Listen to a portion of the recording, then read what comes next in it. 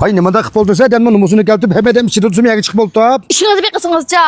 Üzünüz oydukilerken pulunu kazan diye hacizken biz oydukilerken armetçilik kısken. Çukup pul hacim çekme ya da. Okşaş göğsünüzü tutun. Hay kallanla derdi olmaz senin ay 65 yaşının aşıkallığı haksız sep kutmuş içinlese yine pul tülemtime haksız sep koymanlı pulurlu de buluğa. Kim işini taşık yapınızga? Hay ma gumunaya koştak bazıya muşu yazılık şifahanındaki yan tepeki yoldaki Kızıl Yakut Eğiz boşluk ambulatoriyasında kalan hazır muşu 25'sinde Vanhung çolpalarımız menmi çıkartma şaga nakşını tüzük okup eşeri kartı takat etmişken muşu kartını epkası 65 yaşının aşkallığa muşu anımızga dadımızga haksız çişe sep kutken ama 65 yaştan tüvellige muşu kartını epkası 50% mesela 100 koylak olgan bolsa 50 koy tülüskanga mıyda palet uğraşıp da ya da muşu 4. ayının 25. sıladın muşu 6. ayının 1. sılaga çıkken muşu aldığımızı ketkan 2-3 tal 4 tal mı bayram beyken muşu bayramda tebriklaş münasebeti bilen muşunda katta paletini uğraşıp da mında hanım kız olan ekimde çıkıp bir neme ketkan bize ha. Yakut çatlatka. Yakut çatlatka işilden tatip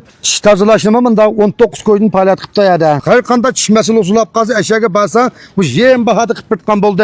Hem de ma paliyetin muşu paliyetin ilgili pul tülü gelle bana tanlık esası olmayken muşu 25. sıla muşu paliyetin aldığı pul tülü gelle ma paliyetin Kinki bu şu 25'lerini kinki iş hemmesi küçük digen gitmem bir de bir rast. Eşel çıksa komanda. Alakmış telefonun bir deprem çıkıla. Alakalı telefon numarayı ne? 130 70 08 41 08. Şandınız mı? Şu anda abdan palet ya. Bana mı ödüklerini elep ay gelmiş şöndüp eşeğe çıkıla. Arlaka narak oğa bile çıkış kârımı çok kıpırtmaz mı bilmek etmez deydi. Hoy ha makul.